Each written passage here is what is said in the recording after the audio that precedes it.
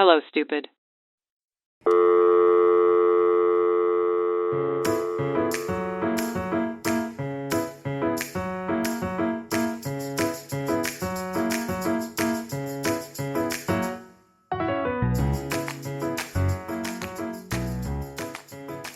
Hello. Hi, Dama. How are you today? I'm good, Saniya. How are you? I'm nervous. It's been a while. It's been a long time. I think 3 weeks at least since we last recorded together. I want to say 2.5, but I'll let you say 3.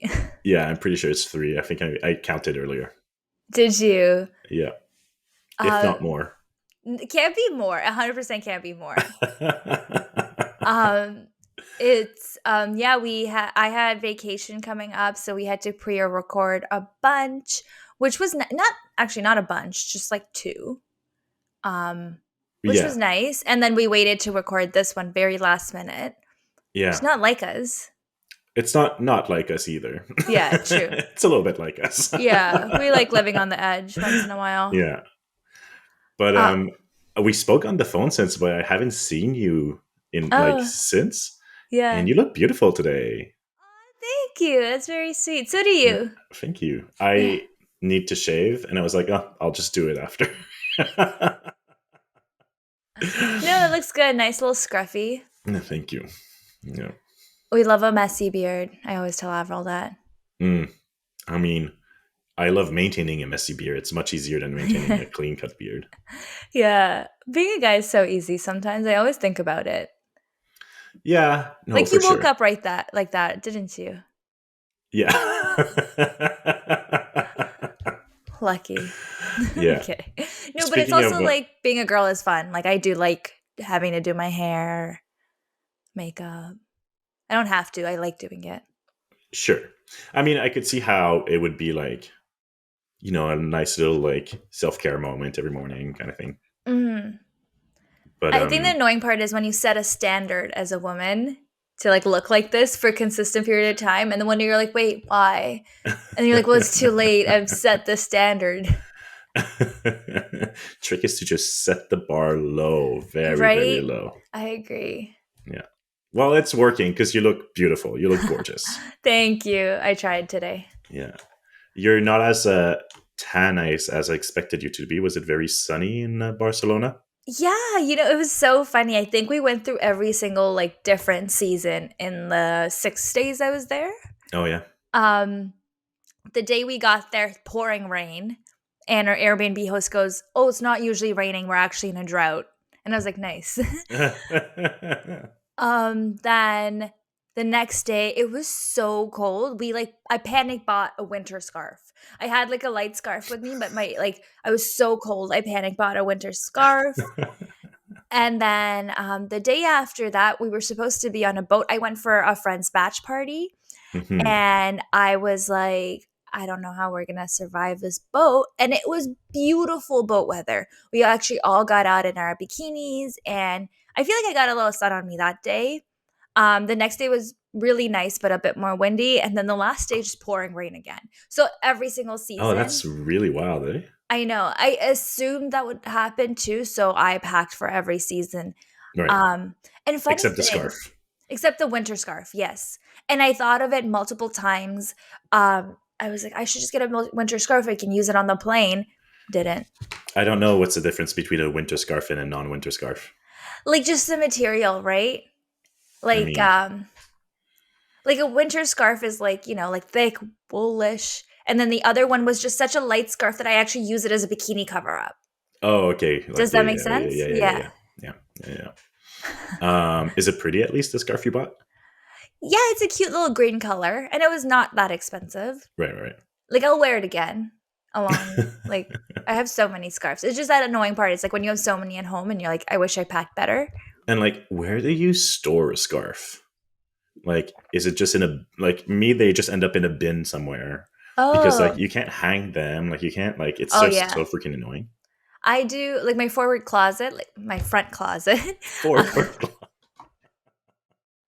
Like the one that when you enter a yeah, home, there's always a closet full of your jackets, and yeah. then the shoes at the bottom, and then I have scarves and toques on the top shelf, and Oh, gloves. Sounds messy. Sounds like they'll fall onto you every time you 100%. go for it. Yeah. Yeah. Every time you open You the door, grab one, something falls at everything you. falls. Yeah, yeah, exactly. Yeah. Yep. Well, fun. How was your staycation? It was nice. It went by much faster than expected. Mhm. Mm. I really forced myself to like slow down in the last week to try to like chill and like at least rest a little bit. Yeah. But no, it was good. I got a lot done. And back at work now, refreshed a little bit. It was A little bit. a little bit. Yeah. No, it was nice, but it was strange to take such a long break from the podcast. It Mhm. felt like I felt rusty working on my notes today and yesterday because I left it to very last minute. That's so funny. I But know I feel that coming up from my episode too. I'm like, "Oh, this," yeah, but it's exciting, you know? We're not gonna it is burn out exciting. this way. No, exactly, exactly. Yeah. Yeah. Plus, I finally shared the podcast with my family, so I think my mom is now a listener, which Hi, Miss is Delbeck. no. There's a C. See, you messed up. She hates you now. Oh, no, that's her no, yes, you told me this. That's not her last name. Yeah. Whoops. So that's going to be a fun new dynamic for me to be mindful that my mom's listening. Imagine this episode, you're just so censored. Everyone's like, "Who is this man?" I'll just try to forget about it and deal with the repercussions later. Yeah, we'll, like, block her from the ones you don't want her to listen to. Yeah, so that's fun. Otherwise, like, I don't know. I don't think much happened, Staycations, yeah, it was very boring by design. Yeah, but staycations are so fun, though. I have, like, a week coming up in a couple weeks, and I'm Hmm. super excited. But I think watching you do yours and tackle so much on, I think I'm gonna be able to tackle a lot more on than I Oh, think yeah. I am going to. I There need to was make a way too list. much on my plate. Yeah. Hmm. Yeah, but I definitely want to do more recording. I'm super excited. I think I've also been a little MIA from our social media. So I'm excited to hop back on there. Yeah. Um, as we always start our Tama episodes, I'd love to start with an icebreaker. But Hmm. I do want to throw something in. I think I'm going to start posting our icebreakers in our stories on Instagram. That's a So good idea. everyone Yes. else can kind of join in. That's a very good idea. I like that. Yeah. I think the reason we started the icebreakers is because I love like hearing people's answers, and I'm like, as much as amazing as your answers are, I'd love to hear what our followers have to say as well. Sure. Are you ready? Yeah, I go for it. All right. I like this one because I feel like your answers can be funny.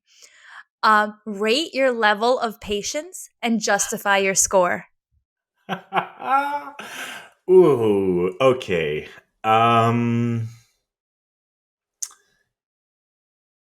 I was gonna say it depends between like personally and professionally, but more and more as I'm growing older. Sorry, ager. As I'm growing older, that like they're starting to overlap. Like it doesn't depend anymore. Like okay, on 1 to 10, I would say 6. Is this personal or professional? Both. Or okay, a six. Okay. Yeah, because I think um I try to be patient, but I'm at a point in my life where I'm more concerned with being outspoken and putting boundaries. And so I think, I might have to find that balance again between, show a bit more patience and understanding to people versus being like, actually, that's BS and I don't think you should act like that. Because I'm leaning definitely more on the telling people offside. That's so funny. I feel like I know, like I totally agree. When I looked at this question, I was like, it depends. Like depends on who it is. Like yeah, professional and personal, but also like the patience I have with like my loved ones, I feel like. Hmm. Yeah. You know, like I'm sure Which I don't my know if it's higher or lower. my husband would be like, "You are so impatient." Yeah. While I think in my professional life, people are like, "You're so patient." Yeah. Um, I think I'm gonna give myself like a. I think I could be like professionally speaking. I'm probably 8. I'm a little too patient Mm, because I'm like I feel bad for people easily. yeah. I think I'm gonna say 8, and probably in my personal life like a 7, Oh, yeah. 6.5, depending on Okay. who I'm dealing with. But now you have to justify why. Yeah, because I think just like I'm just very forgiving when it comes You professionally. are very patient. I think that's true. I think you are very patient. Even with me, sometimes you're like very patient. Well, today, it's so funny actually. Today, I messaged like we usually like message each other good morning the day we're recording, Yeah. and like kind of like be like, "Hey, I'll be 10 minutes," or "I'm Yeah. almost ready," and stuff like that. And I did that when I woke up, and you just never replied, No. and I was like, "Oh, okay." I was like, but I knew you weren't sleeping. Like I think it's like we talk on Facebook Messenger for some reason, Yeah. and it shows when you were last active. So I was like, "Okay, he's Yeah. definitely awake." Um, and then I was like, "Okay, cool. I'm just gonna set everything up and just like wait for him." And like 9:01, I was like, Did he forget?" And like in my head, when I called you, I imagined you at the gym going, "Oh no, I Yeah. totally forgot." No, I was just like nervously typing everything that I wanted to talk about today. Nervously, I love that part in there. Yeah. So I do think I'm quite a patient I think person, you are a patient person. Yeah. but Yeah. like 100% in the kitchen with my husband. I am so impatient. Or like when he does things, like when Mm. he's driving, I'm very annoying. Me, it's like if you take me to the grocery store, I will turn into sorry, such a grumpy, impatient person with everyone around me. Mhm. Um, Driving, I can be like really impatient. Mhm. Um, and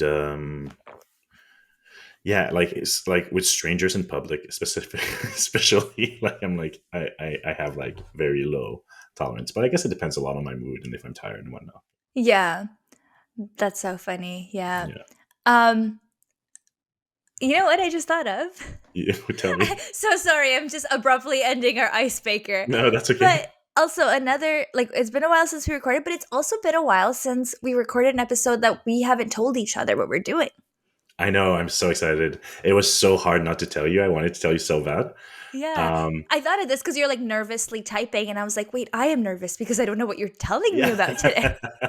yeah, yeah. I think it's something I told you like once or twice that I wanted to talk about, Yeah. but I haven't spoke about it in a while.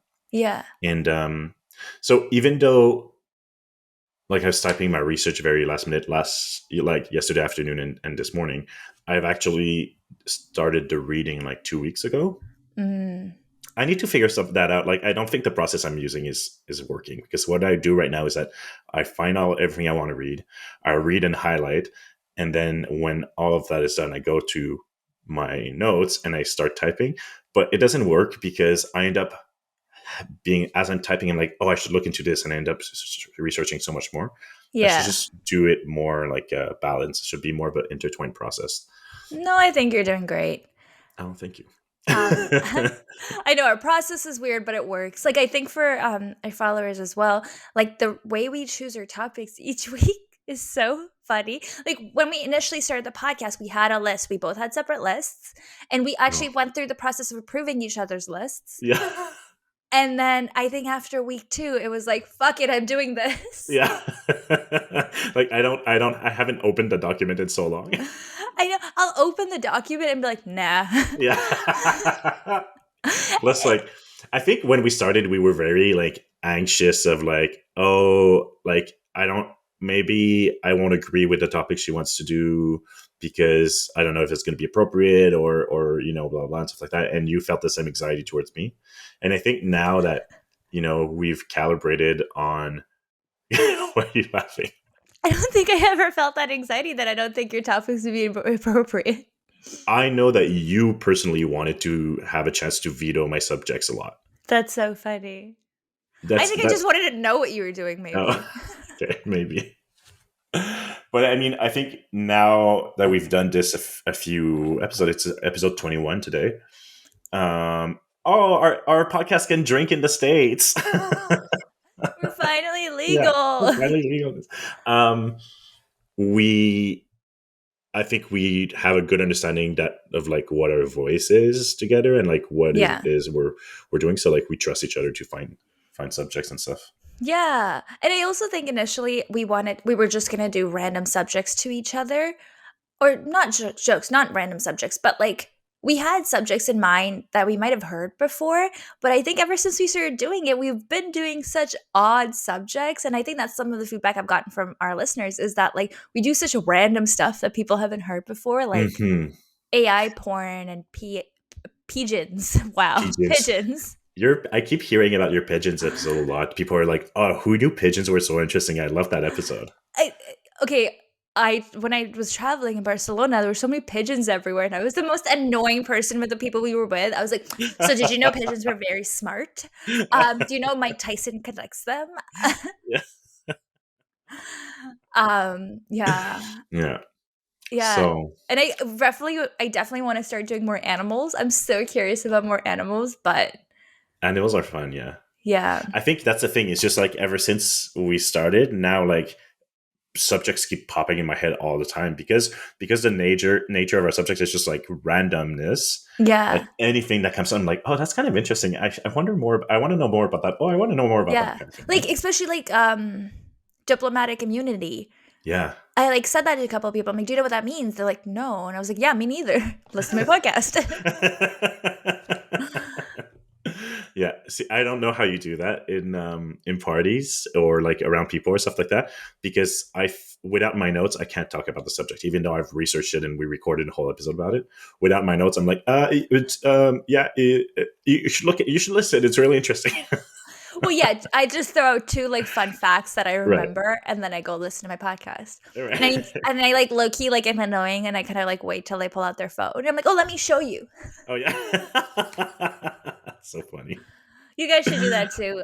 If you recommend our podcast, make sure you watch them till they follow, Yeah. and even make them rate. Yeah.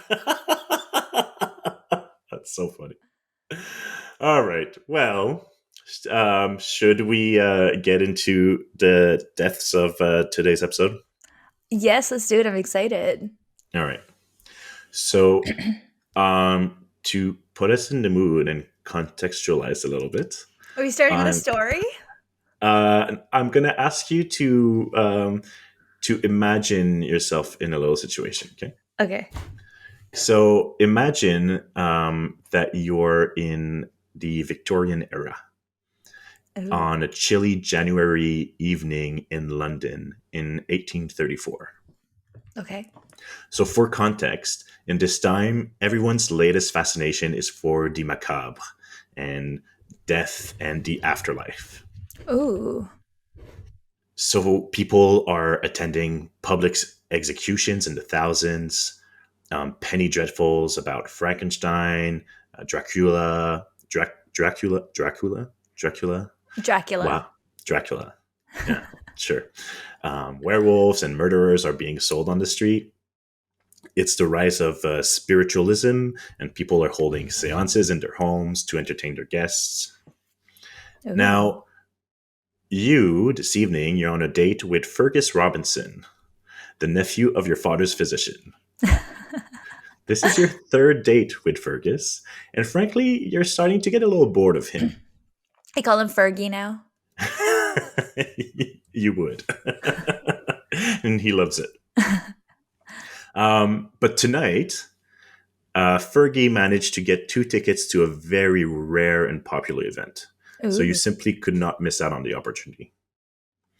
Fergus takes you down to Holborn to the Royal College of Surgeons, and together you entered a dark, stuffy, overcrowded auditorium.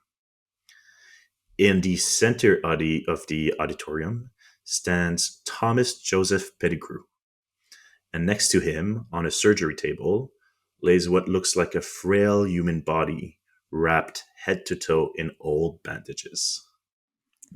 Ugh. You've got to give it to Fergus this time. He's really outdone himself. For In only just a few moments, you're about to witness the unrolling of an authentic Egyptian mummy from the 21st century. Oh my god. Are you doing mummification?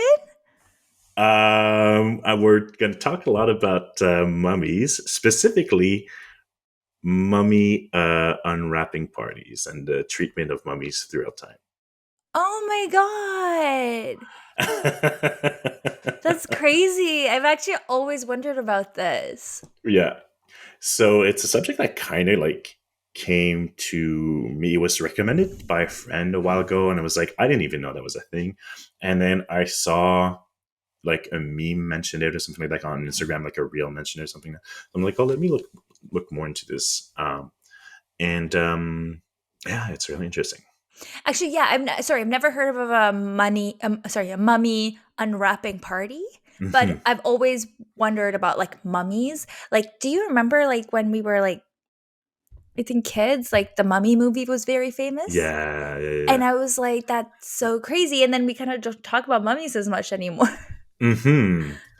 Um, but mummies have been kind of like very has like had a stronghold on people's imagination for very long time, way Yeah. before Victorian era even. So I'll Hmm. get kind of into it, but first let's just dive in a little bit into like what mummies are exactly. So there's two types of mummies. You'll have anthropogenic mummies or spontaneous mummies. So anthropogenic are corpses that people have intentionally mummified, Okay. whereas spontaneous would be mummified corpse created unintentionally due to just natural conditions such as like extreme cold or dry heat. Or sometimes like in bogs, the acidity of the bog will like mummify like a corpse that died in there. Oh, okay. But today we'll focus on anthropogenic mummies, so the intentional ones. Hmm. How old do you think is the oldest mummified person ever found? I have some options for you. Okay, that'll help. 3,000 years old, Okay. 4,000 years old, 7,000 years old, or 12,000 years old? I'm going to go with 12. 7,000 years old. Oh, so close. That was going to be my other So answer. close. Yeah.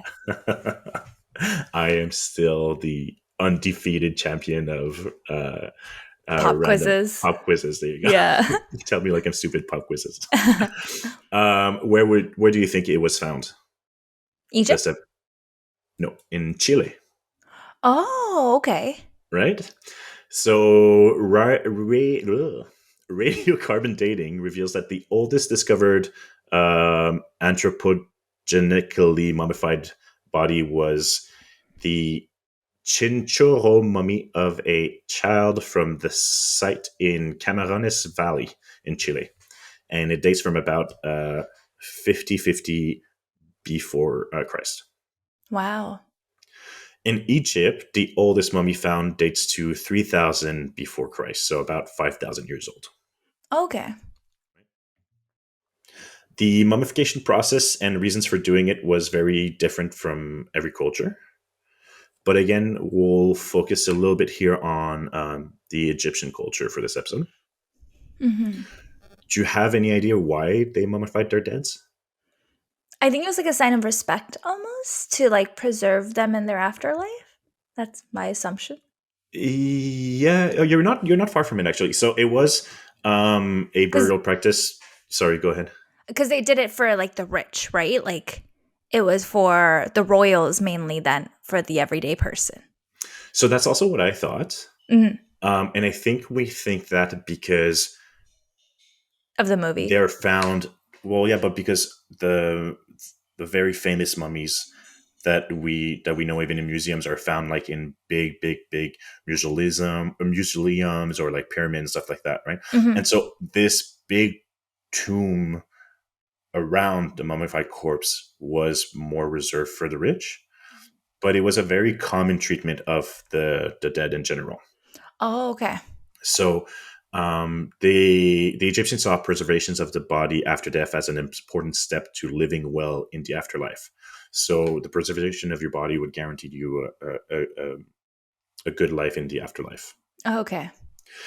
But as Egypt gained more in prosperity, burial practice became also a status of symbol in wealth. So how is it was practiced also became a status of symbol of wealth. And Mm-hmm. this led to the creation of elaborated tombs, like we said, and more sophisticated methods of embalmment. Mm-hmm. Do you want to know how to mummify someone? Yeah, I was just gonna ask, like, what do they use? Right? Okay, so it's actually quite an interesting process. The first step is to remove all the organs to halt Okay. the decomposition. And this is the process that was used in ancient Egypt, because there's many different processes again throughout Mm-hmm. the different cultures. They didn't remove the heart, however, because the heart was thought to be the source of someone's thoughts and feelings. Yeah. Which, like, I found that was super interesting. It's like, wow, we still have that association with the heart Mm-hmm. that they had 5,000 years ago, Yeah. right? That's so interesting. Yeah. Um, for the brain, they would stick a hook up the nose and move it around a bunch until the brain was basically blended and liquefied. Oh, And gross. then they would drain it out from the nose. Oh my god, that was a really rough visual there. Oh my god. Then the body was washed out with spices and palm wine, and Okay. finally dried out with natron. Natron is like it's like salt basically. It's a naturally occurring sodium mixture. Okay. Um, so they would leave it to dry with natron for 70 days. Oh, wow. Yeah, it's basically like curing meat with salt for preservation. Yeah, Mhm. that's disgusting. Thank you. The organs, which were also left to dry, were then either wrapped and replaced in the body cavity, or sometimes they were sealed in jars. And the Okay. jars were buried with the, well, not necessarily buried, but placed with the dead for the afterlife. Okay. Where did they leave the body for 70 days? Like in, I don't know, in The the, funeral home makeshift they had? exactly, Yeah. yeah, Okay. yeah, yeah. But in the salt. Mhm. So after the body was dehydrated, it was wrapped in many layers of linen cloths. And between the layers, Egyptian priests would place small amulets to guard the deceased from evil. Oh, No, okay. sorry, to guard the descendants from evil. Oh. Hmm. And then once the body was completely wrapped, it was coated in resin to keep the moist air away. Then placed in a coffin that was also sealed with resin. Wow. That Mhm. is an exhausting amount of steps. Right? Yeah. I kind of thought that's kind of beautiful. Like, it's a lot of, you know, time and resources dedicated to each body after death. Mhm. Do you know, like, who did it? Was it, like, the family of the deceased, or was it just, like, the, mummification people? So it was definitely some specialists or some trained people. There were some priests involved, of course, and then I would assume like embalmers or something, Yeah. because it's a process people had to pay for. Oh, okay. Yeah. So the process varied based on a person's status and their capacity to pay. Mhm. In the the least expensive process, for example, the organs were not removed. The body was just injected with like an embalming fluid to clear the intestine before dehydrating it and returning it to the family. Crazy. Yeah. But what I thought interesting is that it was still quote unquote mummified, dehydrated before being uh, returned to the family. So even the least expensive process still took care of trying to ensure conservation of the body for for the afterlife. Mm-hmm. Um, okay, another pop quiz. When do you think was the most recent mummification ever made? Ooh, do you have options? I can give you options. I want options. These are so hard. How do I make you do these all the time? Right. Okay, 2022, Okay. 2010, Okay. 1986, Okay. uh, 1889. I'm gonna go with 2010. It is 2010. You're good. Yay. A man named Alan Billis gave his body to science and was mummified using techniques based on the 18th dynasty Egyptian mummification. Okay, The so for like science purposes, he wasn't like, oh, I want to be mummified. No, it was for science purposes. It Okay. was to recreate the process of mummification, basically. The That's quite process was cool. filmed for television for the documentary Mummifying Alan, Egypt's Last Secrets. Oh my god, that sounds so cool. I kind of want to watch it. So I guess it's a little bit for entertainment also. Yeah. So his body is currently residing at London's Gordon Museum. Hmm. So that's more about how mummies are made. But let's go back to how mummies have been treated by Europeans and specifically. So we started the episode in the Victorian era, but even before the Victorian era, Europe's fascination with ancient Egypt was nothing new. It can be traced all the way back to the Roman Empire. So during this time, Egyptian artifacts such as obelisks. Do you know what obelisks are? No. Like big round rocks, very phallic. Oh, okay. Yeah, not necessarily round. Sometimes like they're sculpted. Oh, okay. Yeah, Yeah, I don't think I. like you know those like Do you have one? no, but we have like those tower like those crystals that like tower Y- and point. Like yeah. that's the shape of an obelisk. Okay. Um, Looks up like, oh, let me just yeah. get mine. uh, and then also Egyptian works like statues and pyramids were often recreated. Hmm. Um, Ancient Egypt's rich and distinct aesthetic has consistently influenced the art fields throughout time, especially in architecture.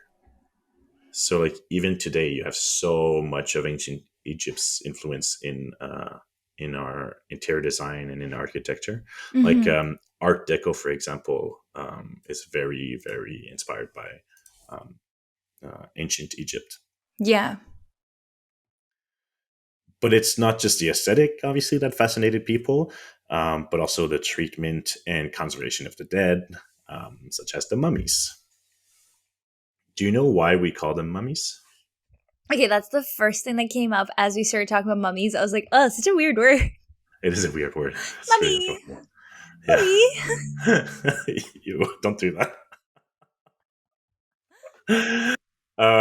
It's even more weird when you I learn was where gonna it's say, from. wait, can I guess? It's like a Right. like the British came up with the word mummy because there was like a scientist that researched them, and then his kid came out and he's like, "Is that mummy in there?" Am I Daddy, right? what have you done to mummy?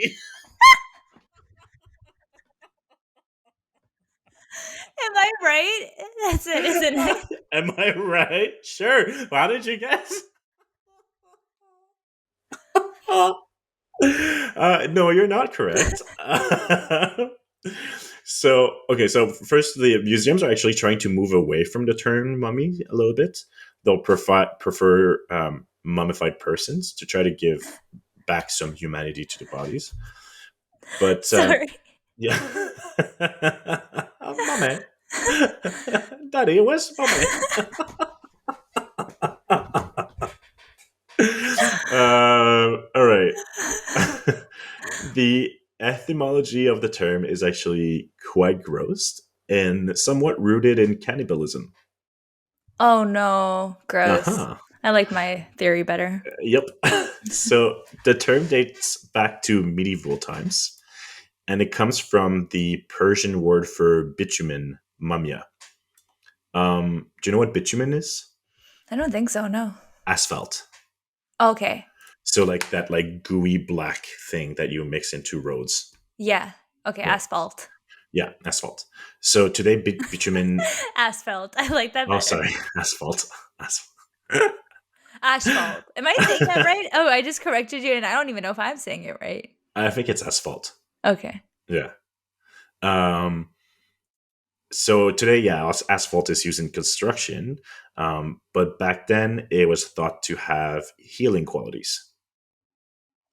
So it was already very commonly sold as medicine in Europe in the medieval times.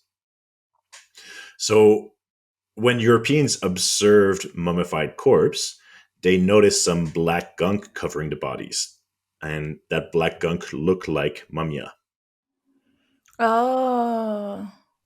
You remember when I said like they covered them in resin? Mm-hmm. So that to them looked like mumia, and they weren't completely wrong because bitumen was often one of the ingredients used to create that resin.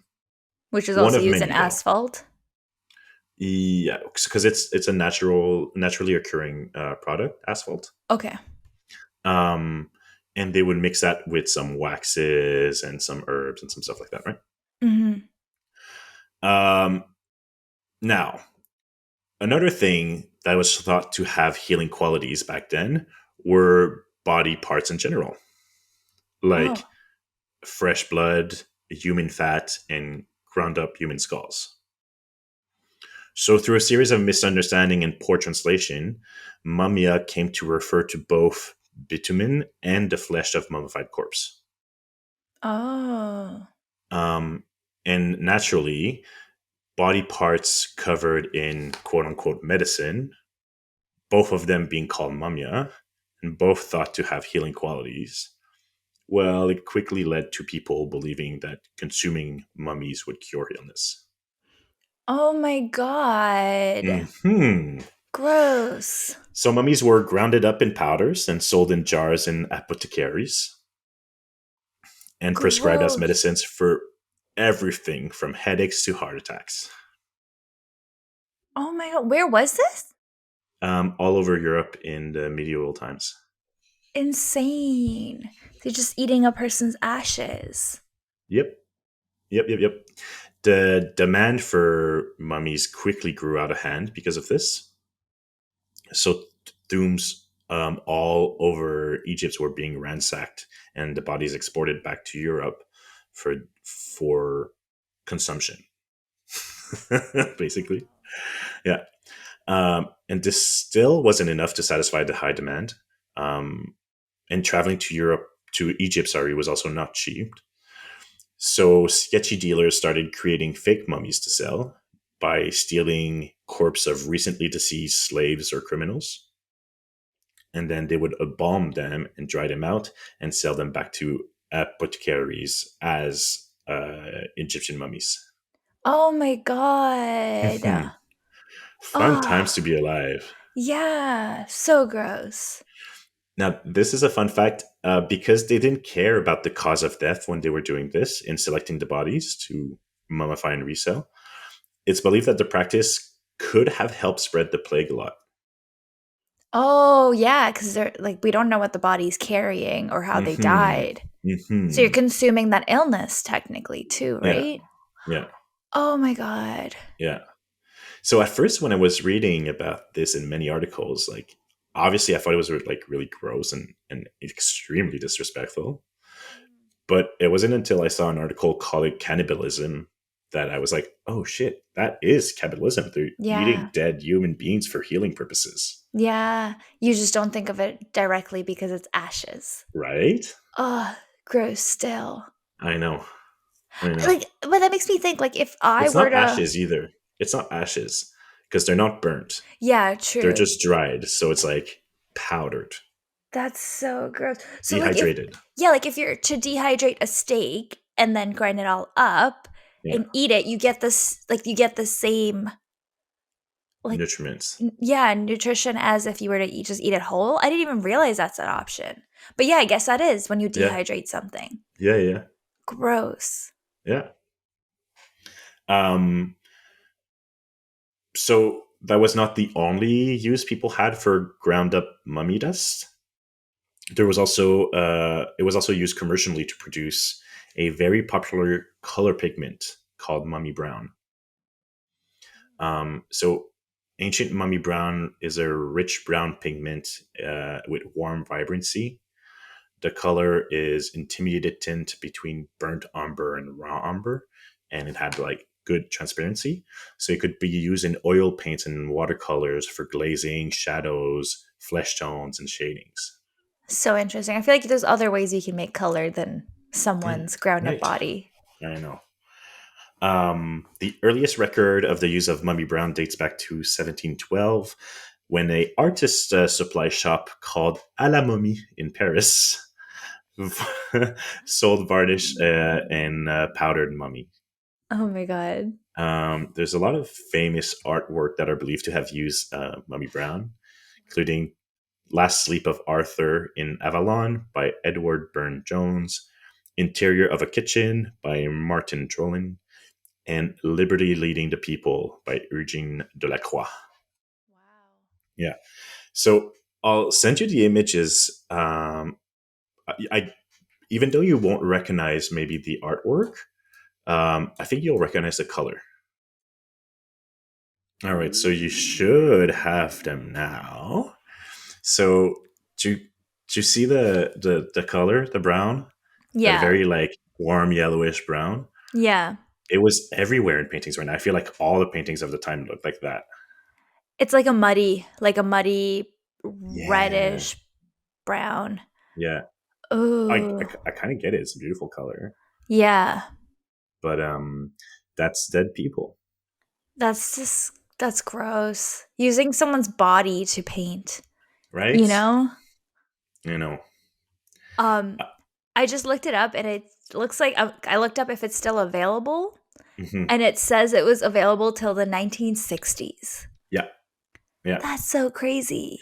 There's apothecaries and artist shop that still find every now and then some jars of mummy powder in their old storage and stuff like that. Oh, wow. Yeah, yeah. That's so Um, crazy. so eventually, however, people stopped consuming mummies as medicine. It turned out to be actually really bad for your health. um, and even artists stopped using mummy brown as a pigment out of bad conscience.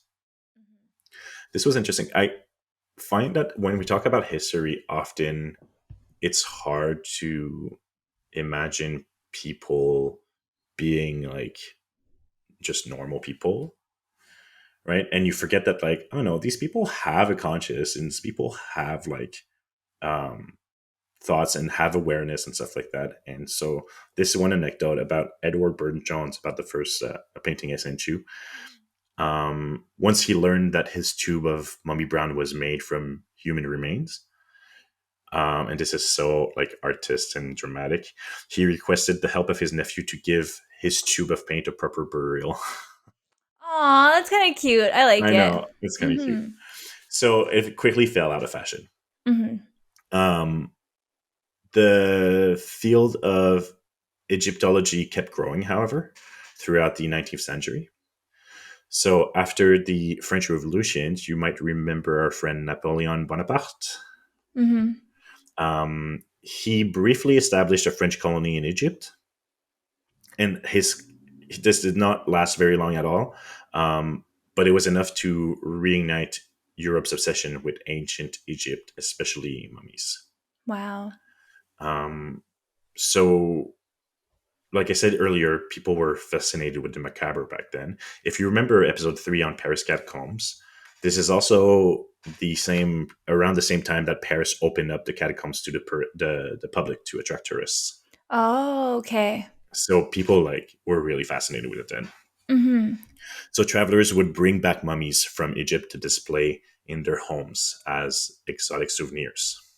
Yeah, like, even talking about like people not having a conscience back then, I think um it was just that we didn't like they didn't have access to the knowledge we do right now with like the internet and everything, right? And also Hmm. like back then laws were not strict, so it's not like I think they would buy this paint literally probably thinking it's mummy paint or like just a color.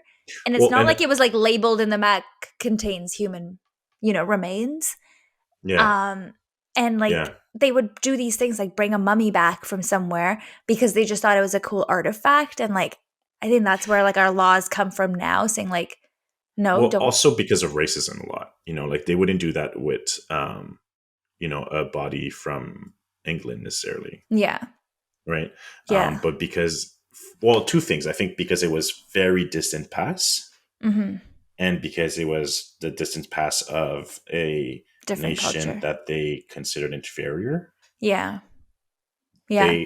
their consciences did not work in the same ways for those things, Hmm. right? Yeah. Like back in the day, like even like displaying like dead animals was cool. Well, now it's Yeah, like kind not of at gross. all. Yeah. Yeah, red flag. Hmm. um, yeah, okay. So in a letter to Pasha Mohammed Ali, the Trappist monk abbot Ferdinand de Gérande wrote the following: "It would be hardly respectable on one returns from Egypt to present oneself without a mummy in one hand and a crocodile in the other." Wow. Dead crocodile? Yes. Sorry, I don't know why Yes. that part stuck with me. Was a crocodile dead or alive? Was it like a uh, pet crocodile they're bringing home or? yeah. But personally, I have a friend who collects fridge magnets from his travels. But dead bodies ripped away from their final resting place is next level. Yeah, that's crazy. Also, you didn't have to be an archaeologist or to be on like a archaeology expedition to bring home a mummy. Merchants in Cairo would sell mummies on the street to tourists. A lot of mummified bodies were displaced from all over Egypt to be really relocated in the most touristic cities and the most visited archaeologic sites, either to be displayed or sold. Crazy. Things rich people do.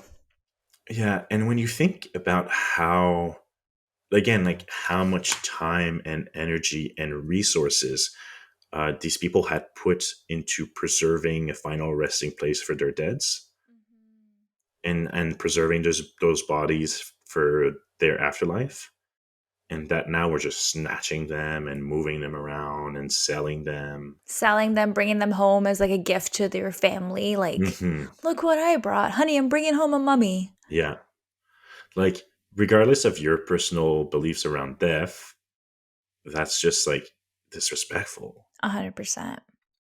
even if these people are long gone. um so anyways, this was a context in which people started wrapping them at parties. Oh my God. So at first, unwrapping events were framed more in a scientific and medical research way. Back then, it was common for um, open surgeries and autopsies to be open to the public, right? So unwrapping a mummy was just another medical event. But typically, these kind of events were attended by mostly medical students and artists. Also, artists would go to these events also to learn about anatomy. Um, I said one name in French, and my French accent is coming out so strong. To learn about anatomy, anatomy, Anatomy. Yeah. anatomy. Um, but now enters Thomas Joseph Pettigrew, who became famous for his mummy unwrapping events.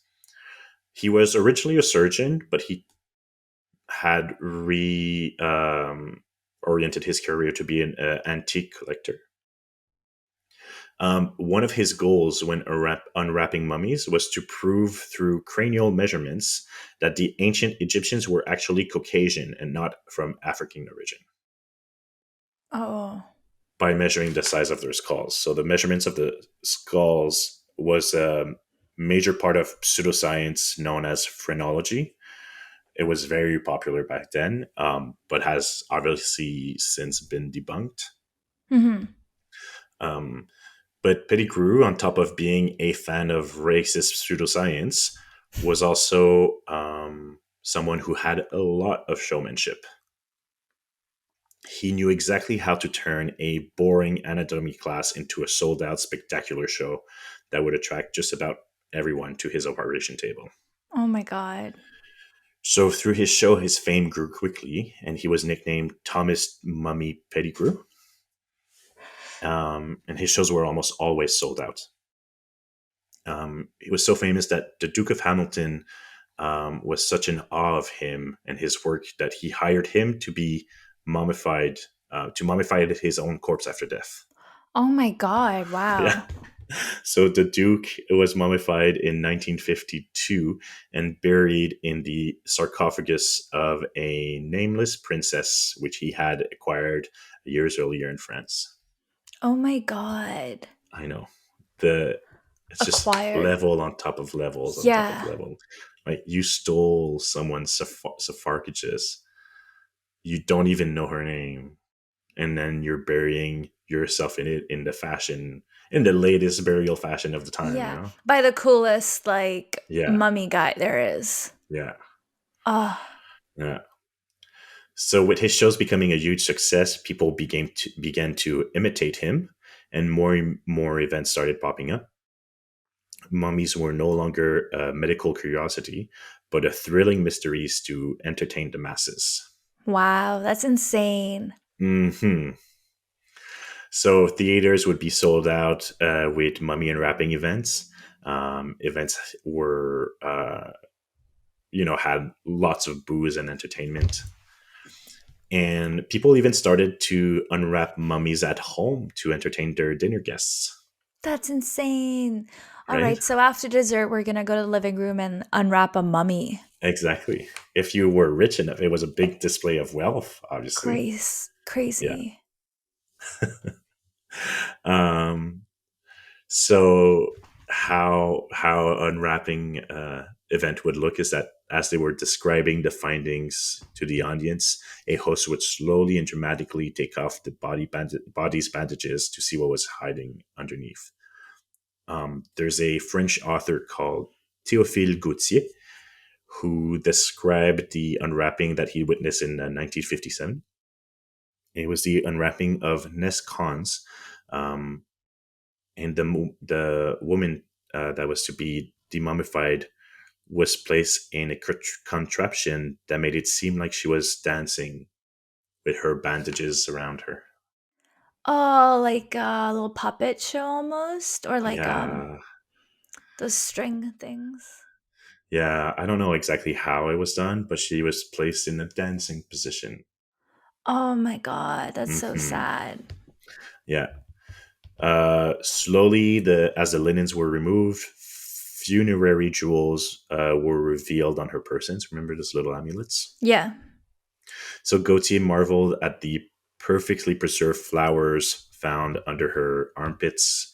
And in his description of the events, he recommended that poets and authors should attend these, as they would provide a great source of inspiration for novels.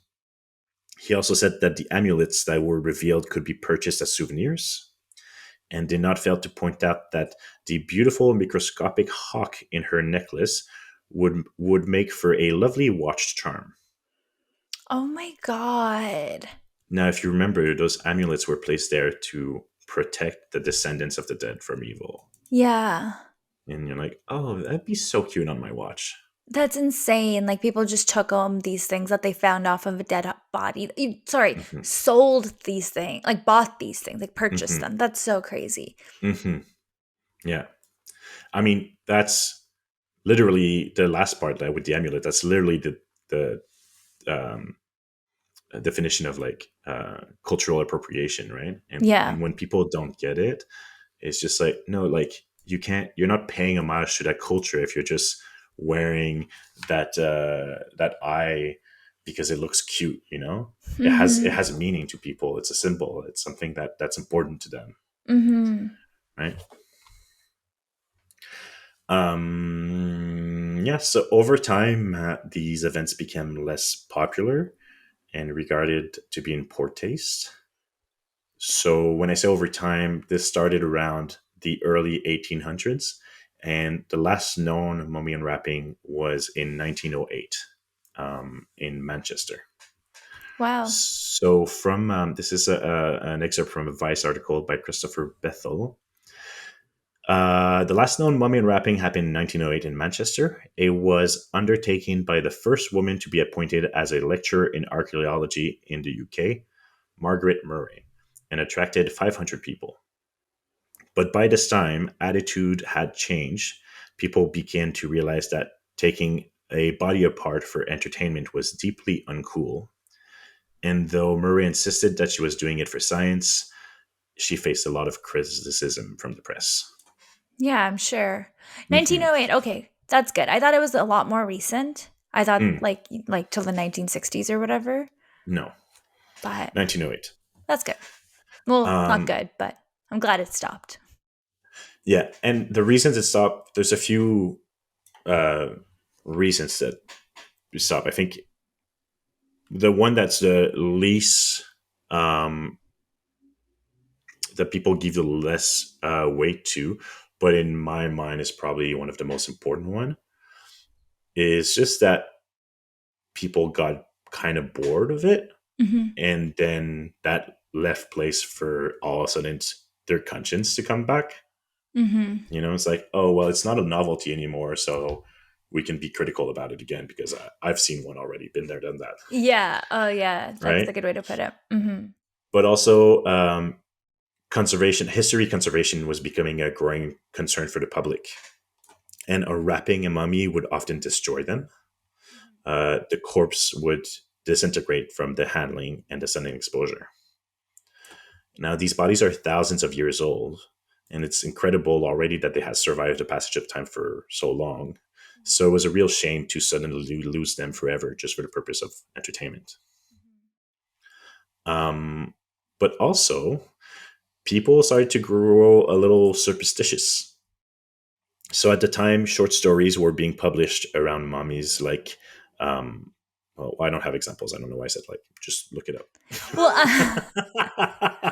I'm guessing when they take home those little amulets from their body that like followed with curses and stuff like that or hauntings. Right on, my next sentence, as well as rumors Ooh. of curses. Yeah.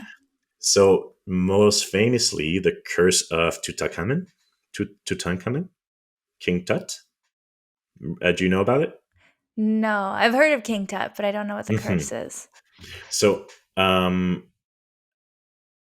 the, basically, not long after the expedition led by Lord Carnarvon, um, he was found dead from an infected mosquito bite on his forehead. Um, he also was not the only death, illness, or unlucky occurrence associated with the expedition. So his half brother died from blood poisoning, and then others related to expedition died of mysterious illness. Oh. Um, and there was also and this is, I, even though I don't, you don't know about this, it's been in people's imaginary so much that the example you just said about the amulet, like someone bringing home an amulet. So the house of a friend who was gifted an artifact from the expedition burned down in a fire not long after. Wow. And then when they rebuilt the house, it was flooded. So Wow. the press went wild with the stories of curse, Mhm. right?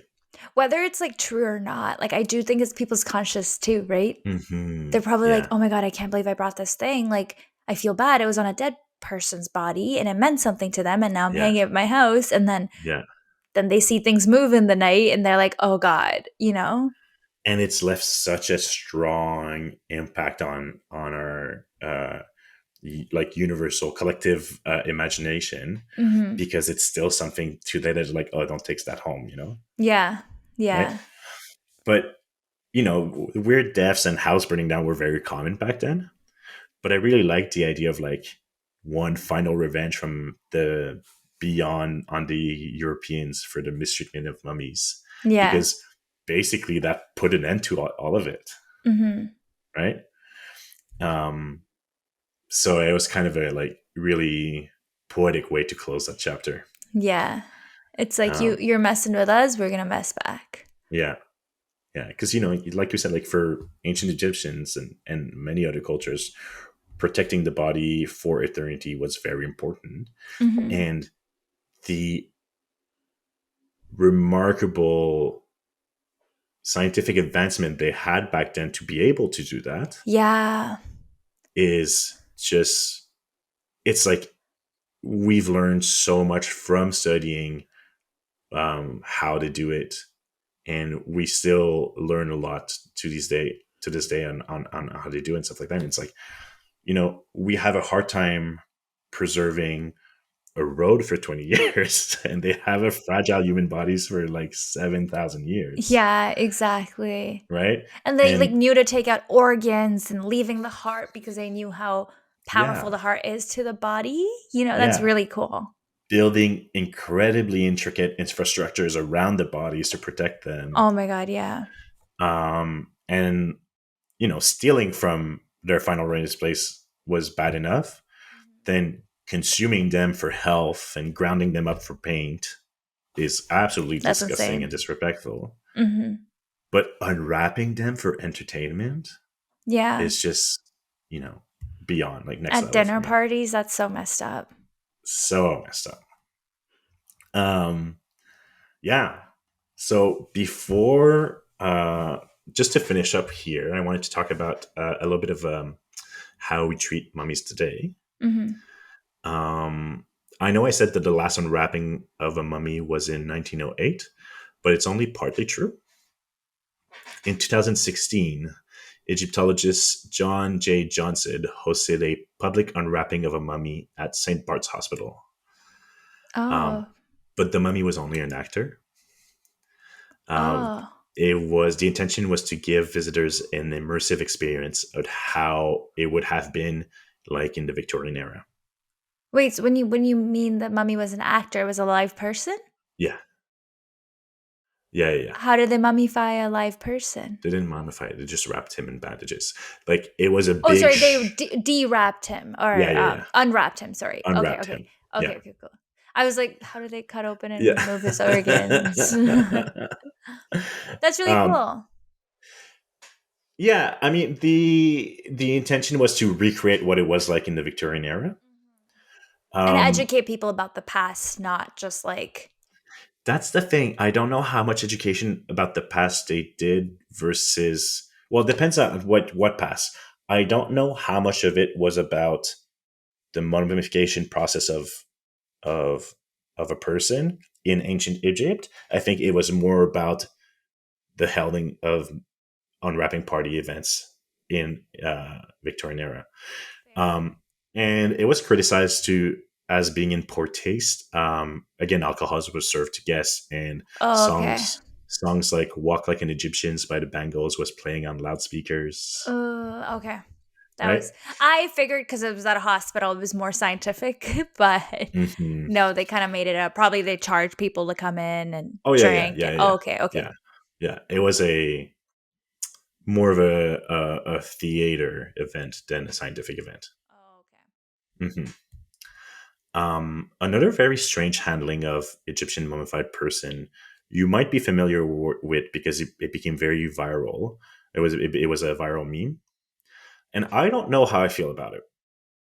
Do you remember the voice of a mummy? No. So researchers used a 3,000-year-old mummified body from the priest Nesiam, yes, sorry, Nesiamon, to recreate a model of his vocal tract and produce the sound of his voice. Oh, yeah, I think I vaguely remember this. Hmm. Yeah. And it's like just one syllable, and it sounds like a weird like. Bleh. Yeah, okay, I remember this. Hmm. So that's from the project of Voices from the Past, Uh-huh. and it was set up to investigate the possibility of giving voice for those long dead.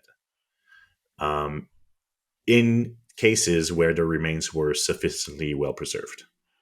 Mm. So, with his mummified remains now displayed at the Leeds City Museum, the project was the most recent examination of Nesyaman, sorry, whose remains have been on the forefront of mummy studies for almost 2 centuries now. So, interestingly enough, the mummy that they used, the person that they've used, was originally unwrapped in an event in London in 1824. Sorry. Wow. So this person has been through a mummy unwrapping event, and then stayed in museum and went through many different scientific studies, dentistry. All of these schools went to do X-rays and CT scans, stuff like that. Um, and then this is the latest study on this person. There's research. Okay, the researchers did consider the ethical issues raised by the research and its possible heritage outcomes. Now, with the remains of the priests were also many of his texts, and in his texts, Nesyaman asked that his soul receive eternal sustenance, is able to move around freely, and to see and address the gods as he did in his working life. Wow. So researchers took this to mean that he would be fine with the project because, oh, he said that he wanted to be able to speak again. I'm like, Interesting. They did it's it not and they were really like just trying smart. to find a rationale to be able to like ex- Yeah, explain themselves. yeah. In their defense, there was no physical damage done to the body. It was just a scan, and then they recreated the vocal tract in 3D. But why did we need to do that? It's still, and then the way it was publicized afterwards, It was and kind the of a way, joke, right? yeah, so Yeah. many memes, so many jokes, and so many Yeah. like, kind of, Yeah, okay, I remember that. It's funny because mhm. I remember it from memes. Yeah, exactly. Um, the it was still innovative in the way that we could scan and reproduce a 3D model of a voice. Mhm. And it was hard. Like, I was reading a paper on the research, and it was hard to really identify what was the purpose of this exactly. Yeah. They say that let's see here. The transmission of sound resulting from his actual vocal tract after 3 millennia of silence would mean that those who come to see him would also be able to hear sounds from his vocal tract as an initial step, and emphasizing his humanity with the potential of to excite and inspire.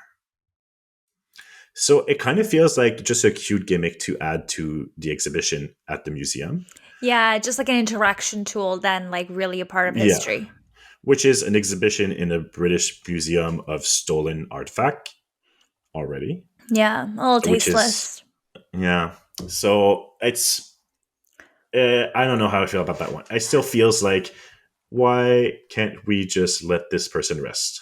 I think like kudos to the researchers for coming up with something, but I feel like the efforts could have gone for something else. Mhm. You know?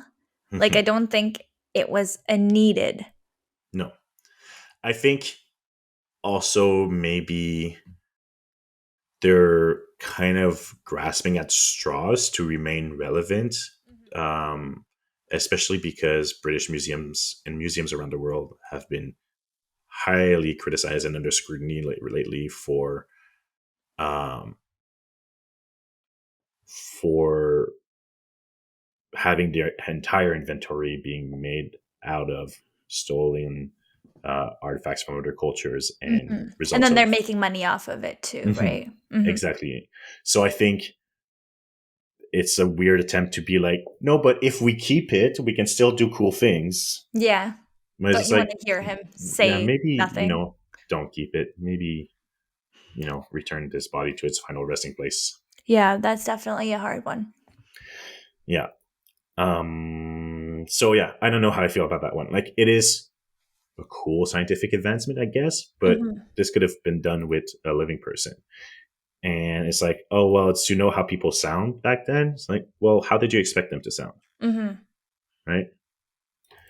And just finally, today's black market of antiquity, including mummies, is still worth about 3 billion US dollars, and you can still buy mummies on the black market. That's insane. Hmm. Yes, it is. Um, that was super interesting. I also just kind of like did a quick little search of the mummy movies because I remember like that being like a significant thing. Like I had that on DVD. I Hmm. watched it on repeat. I think that like one scene, I don't know if you watched it, where like Once or twice. it was like it had like hang on, I have it right here. The actors too, like the really beautiful Rachel Winsell Hmm. and Brendan Fraser. Like they had some really Yeah. good scenes. The girl who played Cleopatra was so beautiful. It was such a good Hmm. movie. But I feel like I didn't realize how many mummy movies there were. And then they did a remake in 2017 too with, Really? They did? sorry, where did it go? I had it right here. Yeah, 2017 with Tom Cruise, and it was also called The Mummy. Oh, I did not see that. I did not even hear about that. Yeah. Um and I don't think it did well. That's No. why. But the one with Brendan Fraser, like those were the popular ones. And I think they did 3 or 4 of those, and I don't know. Now that I'd like to rewatch it and see what I think about that. Was it like cultural appropriation? Hmm. Did they pay respect to the culture itself? Which I think they kind of did, right? From what I remember, it's like they had a research trip, but like that guy, he wanted more money and he disturbed the tomb, and that's why the mummy came to life and tried to kill them all. I don't remember the movie at all, to be honest. So I I think I do remember. remember. I remember thinking, like, because isn't there like, you know like a human version of the mummy and stuff like And that? she's Like, hot, I think. and there's like the pharaoh, also the guy. Because I remember thinking he was hot. I think you're thinking of the bad guy. Yeah. The priest, like the bald one? Yeah. Yeah, yeah, yeah. Yeah, I he think was the so. bad guy. Maybe. I think he was the one trying to destroy the tomb because he wanted that like the little amulets or whatever to Oh, I'll have sell. to watch it again. I know, I kind of want to watch it again now too. I do remember thinking like, oh, there's a lot of like naked chests in this movie. That's so funny. Um, Yeah, yeah, no, I think I definitely want to watch it again to see what they did. Like, was it I don't think I'll respectful? be able to stand by it after I watch it again, though. I totally agree. I'm like, I think I'm remembering it wrong. Yeah, yeah. Anyway, so yeah, I'm glad you liked it. I thought this was very interesting and like strange that it's not more common knowledge that we ate mummies and that we unwrap them for fun. That's yeah, I definitely had no clue about that. I knew about mummies, I knew the movies, and I think that is about it. Yep. So this was very educational and insane to think what people did in the past, what rich people do in the past did in the past. Right? Yeah. Thank you. Um, you're welcome. So yeah, I'll put all my sources in the show notes and on our blog, tellmelikeimstupid.com, and also include the paintings that I sent you so people can go see. Perfect. The paintings with Mummy Brown. Yeah. Thank you. I hope you guys enjoyed. Don't forget to share, rate us, and yeah, that would mean a lot to us. And send us your feedback. Good one. Good feedback Yes, only. please. We'd love to hear from you.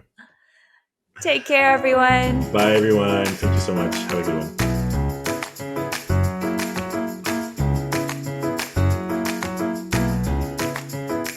Tell Me Like I'm Stupid is created and produced by us, Saniya and Thomas. You can follow us on Instagram at Tell Me Like I'm Stupid. If you'd like to support us, please subscribe and review on your favorite podcast streaming platform. Our cover art was created by Ish. Find him on Instagram at h.e.e.s.h. Thank you for listening.